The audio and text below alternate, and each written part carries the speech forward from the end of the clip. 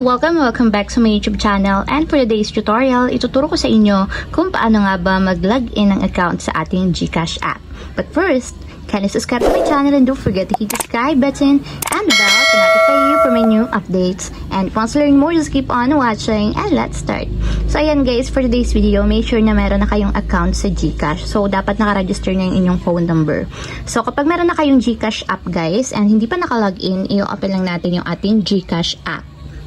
So, pwede kayo mag-download nito guys sa Google Play Store. Search nyo lang yung GCash and then install.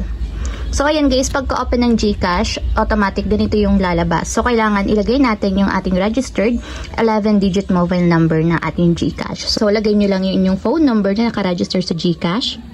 And then, after nyo may lagay yung inyong 11-digit phone number, tap lang natin yung next. And may magsasend na OTP code sa ating 11-digit mobile number. So, check lang natin guys yung ating inbox or yung ating messages. So, dun yung makikita yung 6-digit code na sinend sa atin ni GCash. So, ayan guys, may nag-text na. So, lagay lang natin yung code 871264. So, ayan guys. And ayan, after nyo may login yung inyong account, ganito yung lalabas. So, lalagay nyo lang guys dito yung inyong 4-digit PIN. So, dapat tandaan nyo yung inyong PIN bago kayo makapag-login ng account dito sa GCash. So, ilagay nyo lang yung PIN.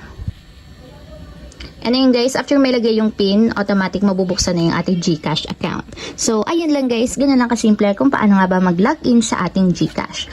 If you have a question, can you comment down below and don't forget to hit the subscribe button and the bell to notify you for my new updates. And thank you for watching! Living life